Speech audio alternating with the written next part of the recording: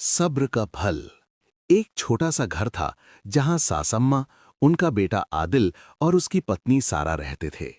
शादी को ज्यादा समय नहीं हुआ था, लेकिन घर का माहौल पहले ही तनाव भरा हो चुका था। सासम्मा हर बात पर सारा को टोकना अपना फर्ज समझती थीं।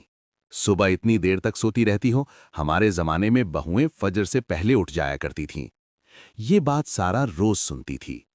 सारा चुपचाप सब कुछ सह लेती थी। वो दिल की बुरी नहीं थी, बस नए घर और नए रिश्तों को समझने में उसे थोड़ा समय लग रहा था।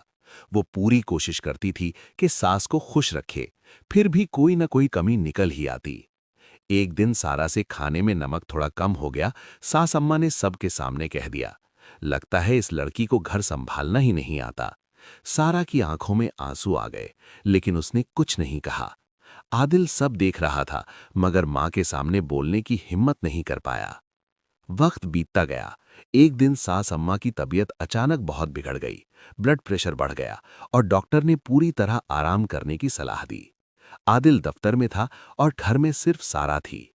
सारा ने बिना किसी शिकायत के सास की पूरी सेवा की, पूरी रात जागकर उनका ख्याल रखा, समय पर दवाइयां दी और उनके लिए दुआ करती रही।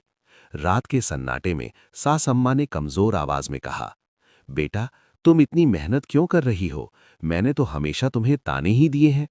सारा ने हल्की सी मुस्कान के साथ कहा, अम्मा, आप मेरी माँ जैसी हैं। माँ से कोई गिला नहीं होता।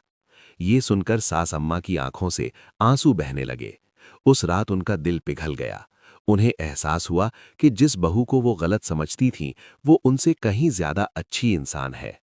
सुबह जब आदिल घर आया तो उसने देखा कि माहौल बिल्कुल बदला हुआ था। सास अम्मा ने खुद सारा को अपने पास बिठाया और कहा, बेटा, आज से ये घर तुम्हारा है। मुझे माफ कर दो, मैं तुम्हें समझ नहीं पाई। सारा की आंखों में खुशी के आंसू आ गए। उस दिन के बाद घर में कभी झगड़ा नहीं हुआ। सास और बहू एक दूसरे की ताकत बन गई। ये कहानी हमें सिखाती है कि सब्र और मोहब्बत का फल हमेशा मीठा होता है। अगर आपको ये कहानी पसंद आई हो तो वीडियो को लाइक करें